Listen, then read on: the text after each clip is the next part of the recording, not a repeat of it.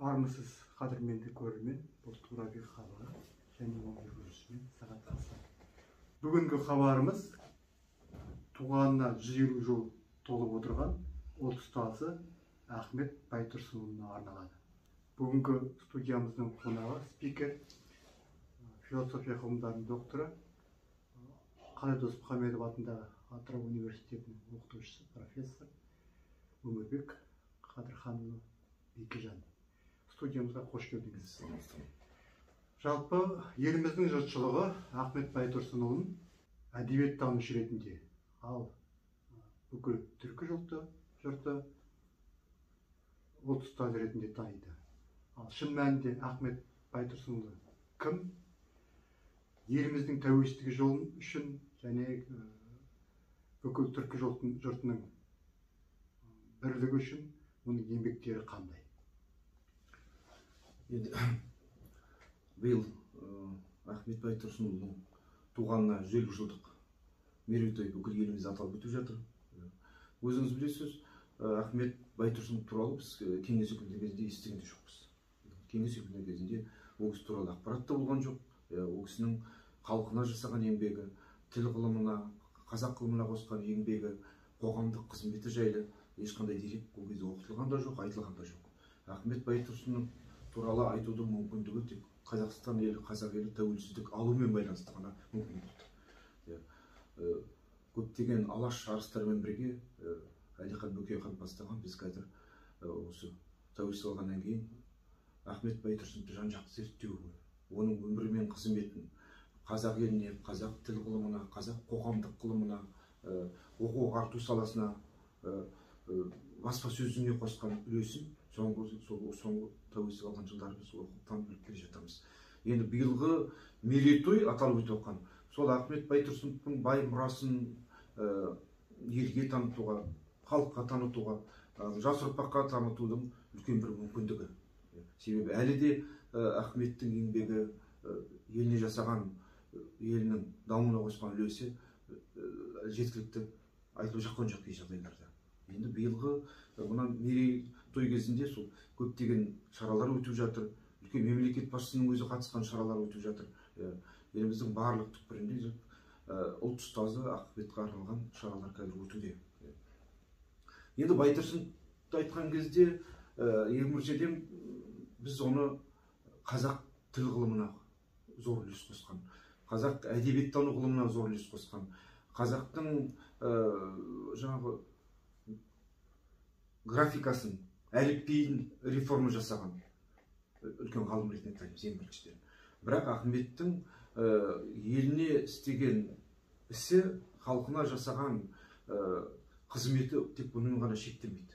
Бұл былай айтқанда 20 ғасырдың басындағы көптеген барлық деуге болады қазақтың оқыған ұлдары 20 ғасырдың басындағы қайраткерлері сияқты саясатқа да, ғылымға да, баспасөз қызметіне де, ұйымдастыру қызметіне де, білім саласындағы зор үлес қосқан адам. Оны біз Ахметтің өмірбаянынан көре аламыз. Соны Қостанай жерінде, қазіргі жаңағы Торғай жерінде келген Ахмет ауылда оқып, кейін Орынбордан оқытушылардың оқуын педагогикалық бітіргеннен кейін сол әуелі білім саласында бастаған қызметін. Кейін сол кездегі барлық қазақтың қайраткерлері сияқты саяси күреске араласқан. Баспасөз қызметін ұйымдастырып, қазақ газетін шығарған. Сол кездің өзінде сенімсіз адам ретінде, мемлекетке қарсы адам ретінде жаңа қарқаралы петициясына қол қойған қазақтың алғаш озық қайраткерлері сияқты бұл да сотталып жер аударылып Орынборға кеткен. Бұл Орынборда жүргенде үлкен қызметтер атқарып, Мыржық Дулатпен бірге жаңа қазақ газетін шығарған.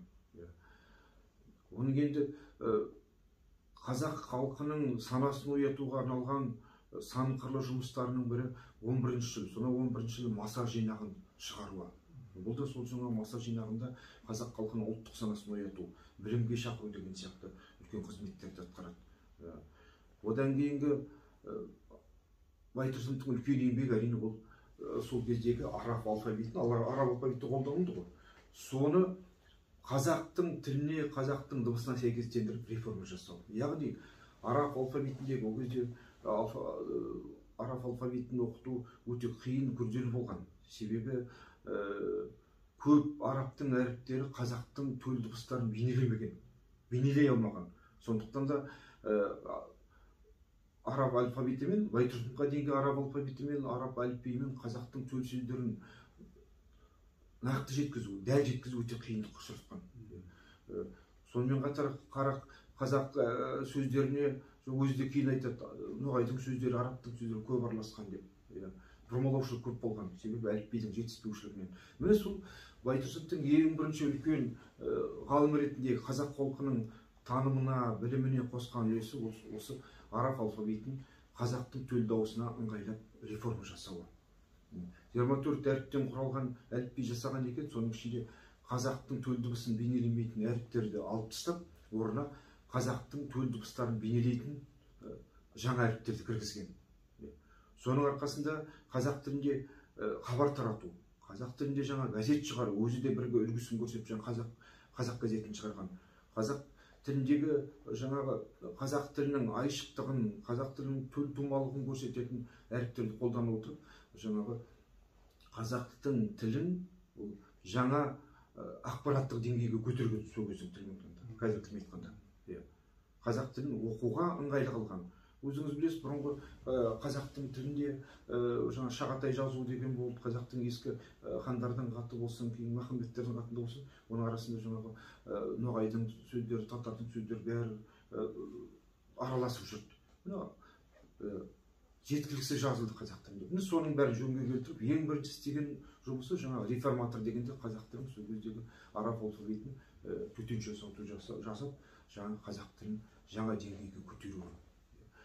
Сондықтан да жаңағы бұны Байтұрсыновтың әліпбиі дейді, немесе анау татар, басқа түркі халықтар, орыс түркі ұлттарының өздері қазақ әліпбиі, Байтұрсыновтың әліпбиі деп оны үлгі тұтып, кейбір түркі халықтарының өздері оны жаңағы негізге өздеріне, бізге жақын халықтар өздеріне соны басшылыққа алған екен.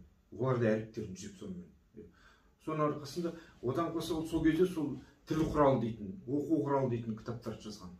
Енді тілші ғалымдар қазір жан-жақты зерттеп айтады ғой, қазіргі қазақ жазба тілінің, қазіргі қазақ тілінің негізгі қазақ тілі дейтін ережелерінің негізін, сондағы жаңағы септіктерді, терминдердің бәрін, атаулардың негізін дерлік сол Байтұрсынов сол кіргізген екен, сол жылдары. Соны көбін әлі дейін қазақ тілінде қолданып келген екен. Бірақ өкінішке орай кеңес үкіметі кезінде ол кісі кеңес үкіметінде солақай саясаттың кесірінен сотталып атылып кеткеннен кейін, пантюркист танылғаннан кейін оның аты аталмай келгенде, бірақ біз соның жазаған ережелермен қазақ тілін оқып жүргенбіз ғой сол кеңес үкіметінің өзінде. Кейін жетілдірген соның өзінде. Сөзіңіз аузыңызда. Осы біз мектепте оқып жүрген кезде Ахмет Байтұрсыновның еңбектері біздің қазақ әдебиетінде болған жоқ. Ал қазіргі мектептерде осы оқулықтарда Ахмет Байтұрсыновның еңбектері жазылған ба? Ол қазір мектептерде осы бағдарламада бар ма Ахмет Байтұрсыновның еңбектері? Әрине бар. Қашаннан бері бастап енгізілді? Былай қарасаңыз, қазақтың сол кеңес үкіметі кезіндегі әдебиет зерттеушілерді, әдебиет танудағы осындай үлкен ғалымның қазақ тіл біліміне, әдебиетіне, басқа қоғамдық жұмыстарын айтпағанда соның аталмауы ғой. Ол кезде саяси себептермен оның аты аталмаған. Әлихан Бөкейхановты қалай атамасақ, Мағжан Жұмабаевты қалай атамаса, совет үкіметі Ахметті де атамаған ғой. Ахмет туралы жазбаған еш жерге. Оның жаңағы мысал деген жинағы, оның аудармалары, оның жаңа әдебиет танышқыш дейтін үлкен еңбегі. Сөйтсе қазіргі әдебиеттегі көп терминдер содан шыққан екен. Ахмет екен негізін салған. Ыңғайлап соның бәрін. Соның бәрі айтылмаған ғой. Оның жаңағы кеңес үкіметі кезінен кейін кеңес үкіметі жағына шыққан ғой. Кеңес үкіметі жағына шығып жаңа оқу ағарту ісіне араласқан, оқу ағарту комиссары болған сол кезде. Университеттерде сабақ берген, жаңағы қазір айтылып жүр, Қазақстанның академиясының алғашқы негізін салушының бірі деп Ахметті айтуға болады деп. Сіз қараңыз қандай үлкен жұмыстар атқарған. Жаңағы әскери революциялық комитетте істеген сол кезде. Бұларға да кеңес үкіметі жағына шығып үлкен жұмысты атқарған ол. Одан бұрын ол Алашорданың құрамында болған. Алғашқы сол Алашорданың негізін салушылардың бірі болған. Яғни саяси күреске араласқан. Бірақ енді өкінішке орай сол совет үкіметі кейін соның Алашорда болған, жаңағы үлкен түрколог болғандығын, соның бәрін өзіне Ахренов көнді өзіне жала қылып жапқан ғой. Енді бір қызығы, кеңес үкіметі кезінде Қазақстанда оның аты айтылмаған, бірақ үлкен ғалымдар білген ғой, айтуға болмайтын болған ғой. 70-ші жылдары ма Мәскеуден үлкен түрколог ғалым, орыс ғалымы, сол жаңағы түркологтар туралы үлкен анықтама шығарғанда Байтұрсынов туралы егжей-тегжейлі жазып, оны үлкен түрколог екенін айтып, оны туралы үлкен анықтама берген екен. Тағы да басқа Америкада ол туралы мақалалар шыққан екен. Айтқанда өзінің қазақ елінде, өз туған жерде оның еңбектері бағаланбағанымен, басқа елде де, әсіресе түркі елдерінде оның еңбектері бағаланып, ашық айтылған болып тұр. Айтылған, мына енді жаңағы 70-ші жылдар сол Мәскеуде жинаққа оның аты жөні үлкен түркологтардың бір ретінде кірген. Сосын Америкада Орта Азиялық елдері мәдениеті, Қазақстанның мәдениеті туралы, әдебиеті туралы шыққан жинақтарда Байтұрсыновтың есімі үлкен тіл танушы лингвист ретінде қоғам қайраткері екені ол жақта да айтылған. Ол жақтар мойындаған, ол жақтар айтылған, түркі елінде ол туралы жазылған. Басқа да кейбір орыстың ғалымдары ол туралы оны мойындап, бұл үлкен түрколог ғалым деп мойындап жазғанмен, өкінішке орай қазақ елінде біз сол естімей өскеніміз содан болды, өкінішке орай. Біздің елімізде көп айтылмаған аты. Бірақ кеңес үкіметі жойылып, Қазақстан тәуелсіздік алғаннан кейін әрине жаңағы ардагерлерінің бәрі сияқты Ахметтің де еңбектері жан-жақты зерттеліп, оның елге еткен қызметі, қоғамдық саяси қызметі, оның жаңағы білім ғылым саласындағы қызметі, баспасөз саласындағы ұйымдастырушылық қызметі, оның тіл білімі мен жаңа әдебиетке қосқан үлесі, оның басқа да қазақ еліне жасаған игі істері, мысалы қазір айтылып жүр, кезінде Қостанай облысын Челябіге қосып жіберу қаупі болғанда Ахмет Байтұрсынов Қостанайды жаңағы сақтап қалған екен Қазақстанның құрамында. Қараңыз, бұл да сол кезде қарайтын болсаңыз, бұл да үлкен еңбек қой. Жаңағы Қарқала петициясына қол қою. Сол яғни әу бастан қазақтың сол кездегі алдыңғы қатарлары зиялы қауымы сияқты Ахмет сол елдің ісіне, саяси ісіне, қоғамдық іске белсене араласқан азаматтардың бірі болып тұр Ахмет Байтұрсынов. Кейін кеңес үкіметі кезінде жаңағы ұйымдастыру жұмыспен үлкен айналысқан, оқу ағарту комиссары болған екен, сол саламен үлкен ағарту саласында үлкен үлес қосқан азамат болып тұр. Тек өкініш жаңа кезінде кеңес үкіметі кезінде оның аттары айтылмаған ғой. Ал қазіргі кезде оның атын ел есінде қалдыру үшін көптеген жерлерге аттары берілді. Анау Алматыдағы үлкен ғылым академиясының ішінде бұрынғы тіл білім институты қазір Байтұрсынов атында. Енді өзі туған Қостанайдағы университет Байтұрсынов атында. Басқа да Байтұрсынов атында көптеген жаңағы гимназиялар, көшелер Қазақстан жерінде, Атырау облысында да құдайға шүкір бар.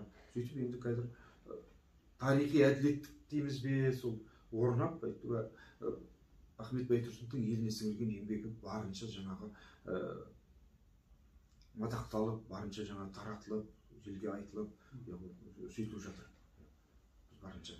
Мынау жоғары оқу орындарында өзіңіз еңбек ететін Қайыр Досмұхамедов атындағы Атырау университетінде осы Ахмет Байтұрсыновтың еңбектері оқытылады ма? Қаншалықты деңгейде оқытылады осы еңбектер? Енді біріншіден әрине жаңағы арнайы білім беретін қазақ тілі әдебиеті кафедраларында әрине бүкіл Қазақстанда ол кісінің тіл біліміне байланысты басында тұр ғой ол кісінің еңбегі, қазақ тіліне сіңірген еңбегі, жалпы түркологияға сіңірген еңбегі, түркітану ғылымына. Бұл жерде әрине ол кісінің еңбегі әрі тілші ретінде, әрі әдебиетші ретінде, әдебиет танудың негізін салушы ретінде аталады. Жаңа айттық қой, Ахмет Байтұрсынов сан салалы қоғамдық өмірдің, Қазақстанның қоғамдық өмірінің барлық саласына дейін үлес қосқан деп. Онымен қатар оның еңбегі журналистика саласында қазақ баспасөзіне үлкен үлес қосқан, кезіндегі қазақ баспасөзіндегі зор рөл атқарған, елдің мәдениет өмірінде, ағарту өмірінде рөл атқарған қазақ газетінің негізін салушы ретінде, как журналист ретінде, редактор ретінде оның еңбегі аталады. Одан қалай берді оның еңбегі мына 20 ғасырдың басындағы қазақ зиялылары туралы зерттеулерде, Қазақстан тарихында қазақтың алаш қайраткерлерімен бірге қазақ елінің қалыптасып нығаюына үлес қосқан үлкен саяси қайраткер ретінде аталады, еңбегі көрсетіледі оның. Болмаса жаңағы философия, саясаттану сияқты пәндердің ішінде тағы да 20 ғасырдың басындағы қазақ зиялыларының бір ретінде қазақтың саяси, қазақ елінің бостандығы үшін, алаштың бостандығы үшін күрескен саяси қайраткер ретінде оның есімі аталып, жаңа еңбектері көрсетіледі. Сөйтіп былай қарағанда қазіргі жоғары білімде болсын, орта білімде болсын, Ахмет Байтұрсыновтың елге сіңірген еңбегі тек қана бір салаға тіл білімі ғана емес, жаңа саясат саласында, философия болсын, тарих болсын, мәдениет болсын, барлық салада айтылып, жазылып, студенттерге, оқушыларға жеткізіліп отырады. Оның енді еңбегін ұстау, орнын алып ұстау мүмкін емес. Сонда біз Ахметті тану үшін, оның еңбектерін білу бізден кейінгі ұрпақтарға, Ахмет Байтұрсыновтың еңбектерін оқу не үшін керек? Енді біз қазір Қазақстанның тәуелсіздігі туралы, алаш орда туралы айтып жүрміз. Біріншіден, қазақ елі тәуелсіз ел болып тұрғанда, біз Ахметтің есімі барлық қазақ қайраткерлерімен бірге, алаштың қайраткерлерімен бірге қашанда ел есінен кетпей аталып отырады.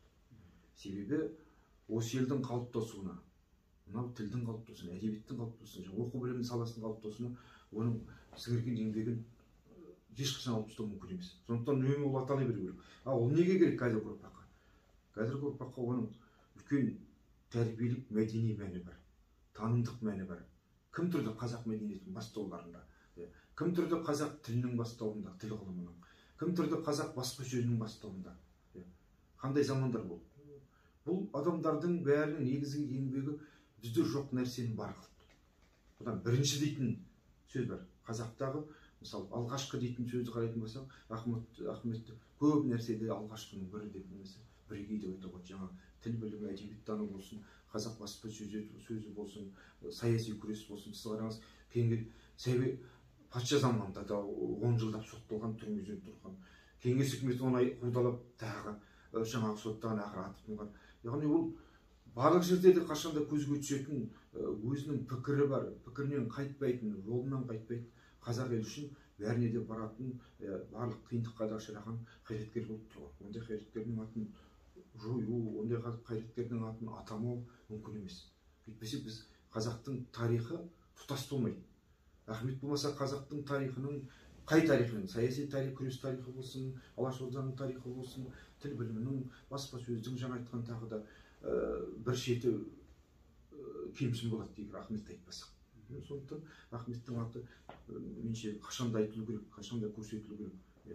Былай қарағанда Ахмет болмаса мүмкін қазіргі осы саладағы көп нәрсе ақсап, көп нәрсеге жеткізбейдік. Ойлаймын, осы да бұл кісінің тойлануы да, жан-жақты аталуы да атының білімнен ғылымға қосқан үлесі үнемі аталып отыру керек.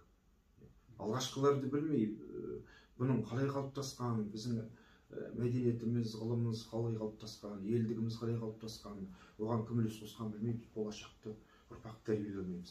Қазір білесіз, қазір ұрпаққа деген интернет заманында жас ұрпаққа деген әртүрлі ықпалдар, әртүрлі кереғар көзқарастар өте көп.